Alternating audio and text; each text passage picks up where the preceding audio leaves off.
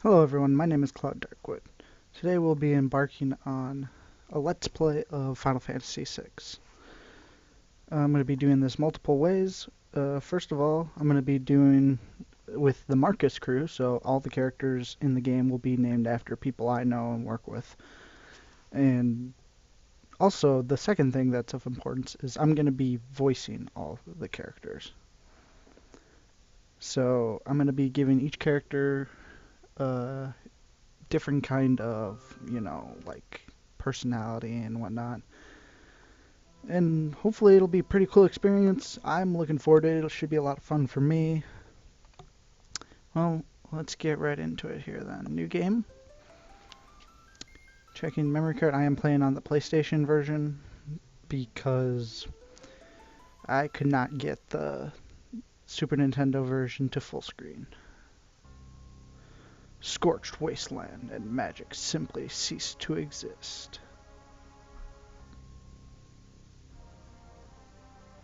I feel like it skipped a part. High technology reigns.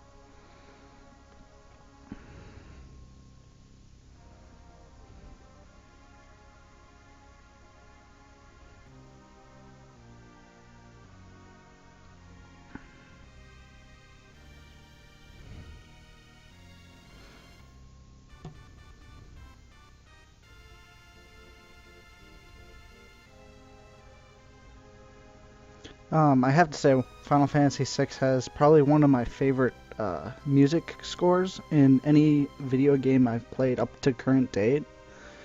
And it is 2014, so that's pretty impressive.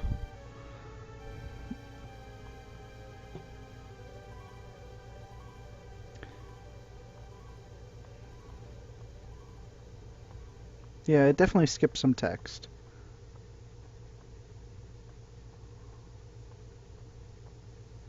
Well, that kind of sucks. Hopefully it doesn't skip text or I might have to start over again.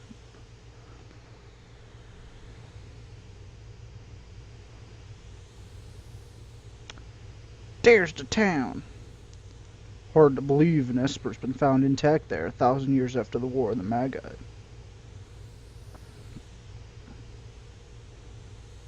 Think it's still alive? Probably, judging from the urgency of our orders.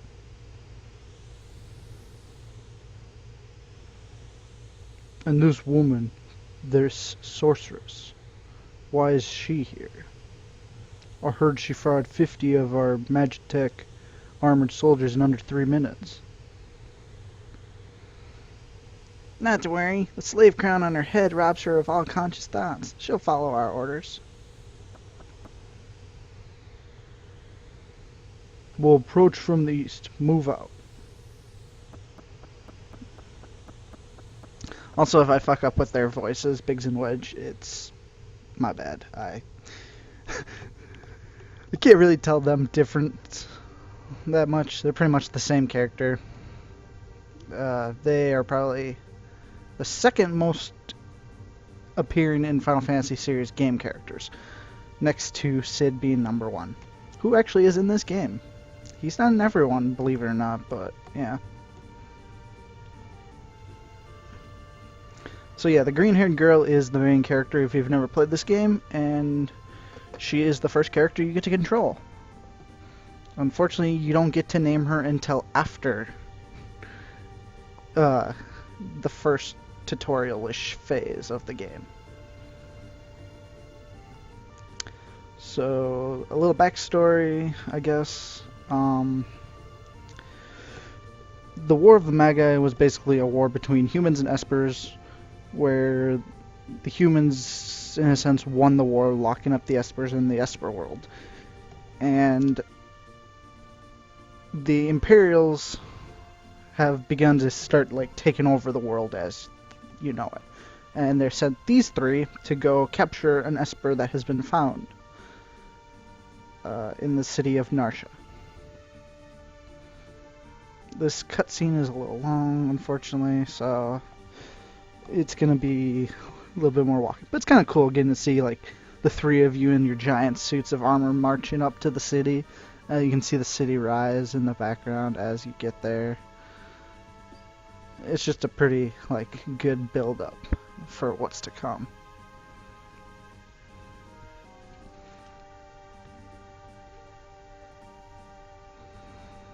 I always kind of feel bad for Biggs and Wedge. They're such... They should actually be given, like, their own either spin-off series or, like, actually be made as more playable characters like they kind of are in this one. Let's put her on point. No sense taking risks. Forward. And so now I got control. Let's see. Can I go back? Those spurs got to be in here. Move out. Oh, fuck you too.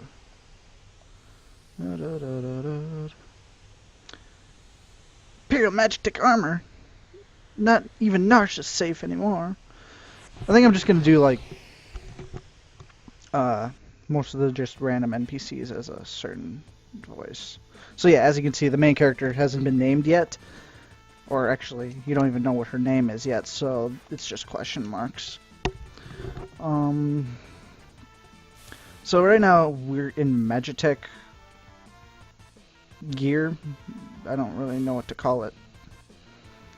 It's kind of like, I guess, equivalent to like an ATST maybe, if you like Star Wars. So basically you get 4 attacks, except for the main character, because she can use her magic to infuse the tech armor, and basically make all her attacks that much stronger. Arsha's freedom depends on us!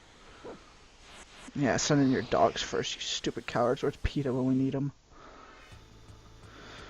Even though Lobo look more like wolves and dogs. So, like, yeah, you got Fire Beam, Bolt Beam, Ice Beam, and then Heal Force is a heal. So, Fire Beam is fire, Bolt is lightning, and Ice Beam is ice.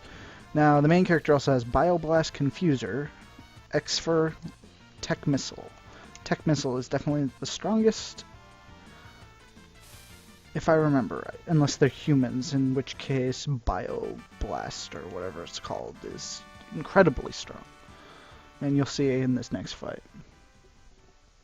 If I can ever use her. For some reason, Biggs and Wedge keep going before.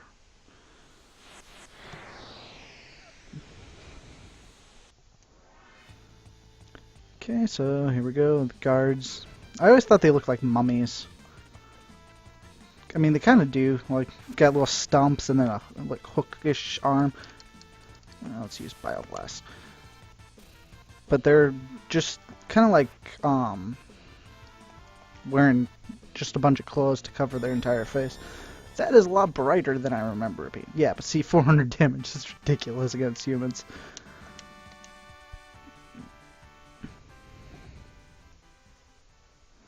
Okay, so let's keep moving north. March, march, march, march. This thing feels so slow. Oh, we've got him trapped now.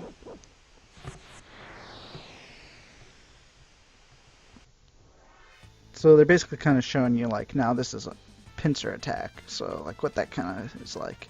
If you get hit in the back, you take extra damage. Not that that's really a big deal at this point early in the game. I mean, I have free heals. Let's use a Tech Missile. I kind of like the animations in this game too, even though it's older graphics, it's pretty sweet. Like, Tech Missile, look at this. Just comes out of nowhere. Did a lot of damage too. Not as much as Bioblast, but it's pretty strong. Wow, Biggs and Wedge just gain crazy levels.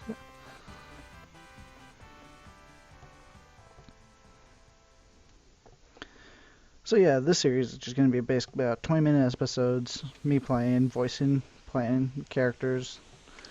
It'll be a pretty long series just because the game is itself pretty long, especially if you do everything you can possibly do.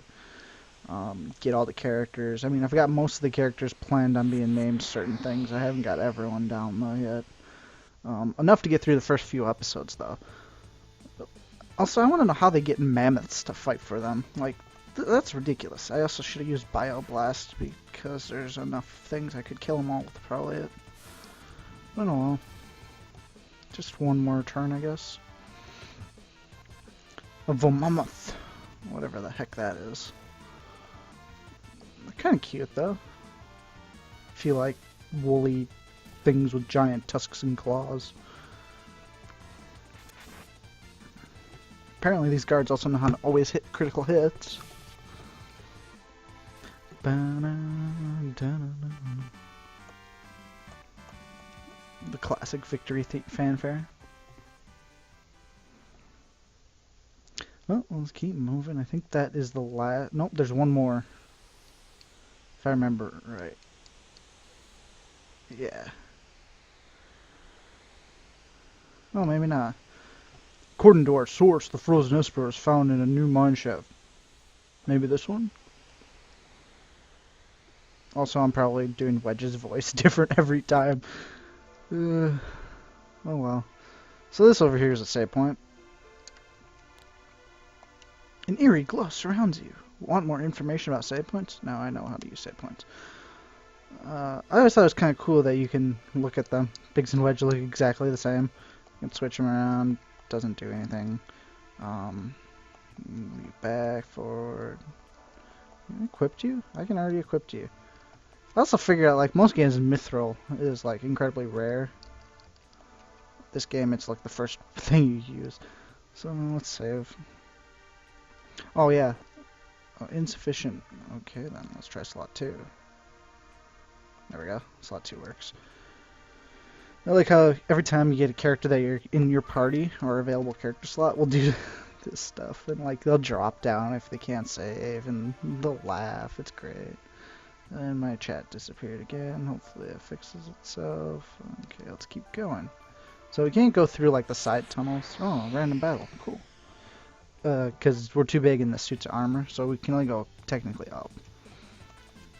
I'm pretty sure these things absorb poison. Otherwise, I could just kill them all with the main character. I mean, I call her the main character, but technically they're all main characters. I mean, you can beat the game without actually ever getting her, if I remember right. Well, that's kind of a spoiler. But I mean, like later in the game, you lose all your party members except for one, who's the second main character, is what I'll call her. For now, anyways. But yeah, so you can like skip out without ever getting this character. But for the purposes that she's the first character you get. Like, you play as her for a good chunk of the game. I'm going to call her the main character. She also will be in my final party, my strong party, because she is one of my favorite characters to use. And she's just incredibly powerful.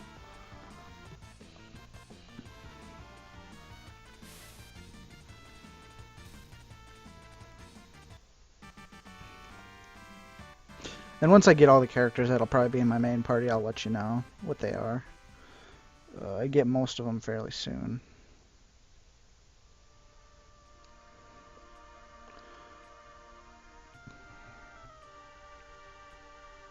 I'll handle this. Stand back.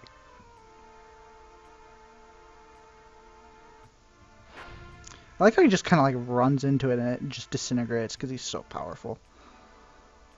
We won't hand over the Esper. Welk, get them.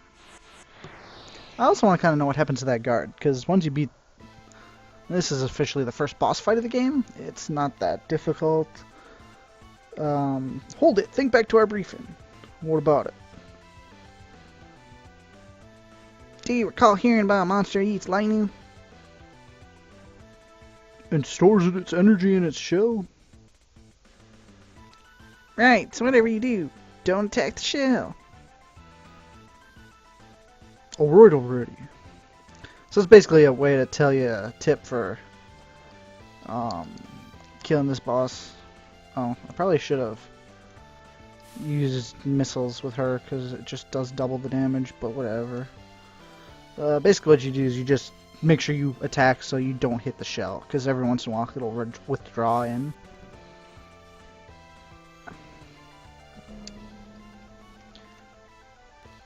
And what he...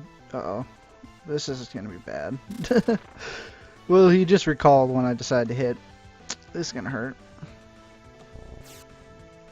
Oh, I still do damage, though. Ooh, my team almost died there. And by my team I mean Biggs and Wedge. So this is officially the first boss fight, even though it's still the tutorial, I'd say.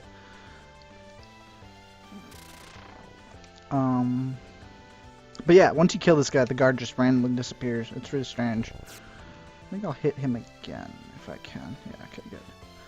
And he's probably gonna go back into his shell now. Oh, he didn't. I'm gonna skip her turn. How do I do it? Like that, okay. Heal her. And now let's hit him again. Oh, I guess I should also have talked about magic. And I definitely... Oh, I didn't screw up. Okay, good.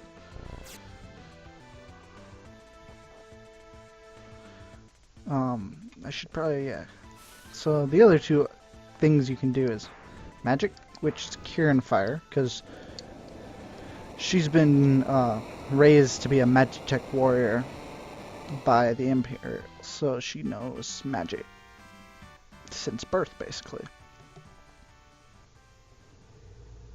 And then the other option to use is item, which just lets you use like healing potions, Phoenix Downs to revive down party members. See, like the guard's gone. What is this?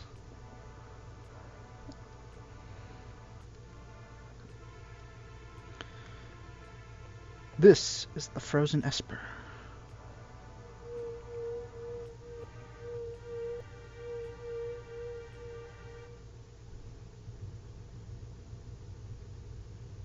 Oh no, did it freeze? No? Try talk. Hey, what's the matter? Do you know something we don't?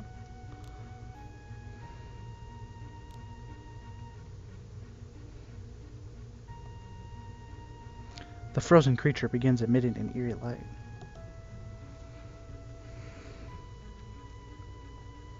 Where's that light coming from? Whoa! Hey! Wedge, where are you? What's happening?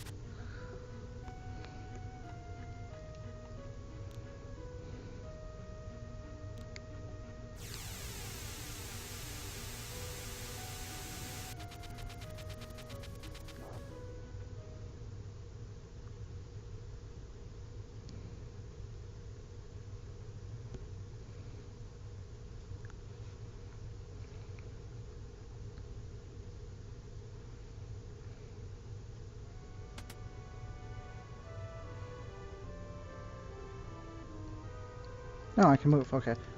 So... Where am I? Man, I cannot do female voice. Whoa, and I only just removed the crown. Don't know why I'm doing that kind of voice, but okay. Head hurts.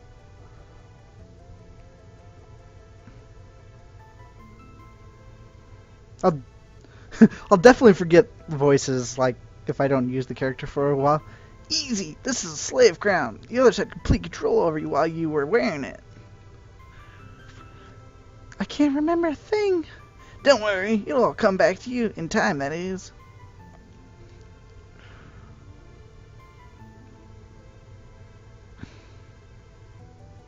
A mysterious young woman controlled by the Empire and born with the gift of magic. Okay, so now you can finally name the character, and we get to see the character's name is Terra. Let's see, there's that. So I'm gonna name her after a coworker of mine, actually named Terra, but spelled differently. Characters actually have a kind of similar personality and stuff. It's kind of creepy. My name is Terra. Impressive! I've never heard of anyone recovering this fast.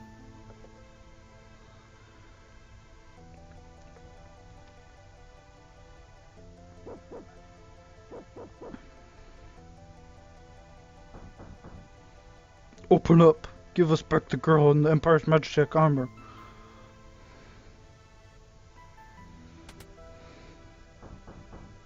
Open this door. We want that girl. She's an officer of the Empire.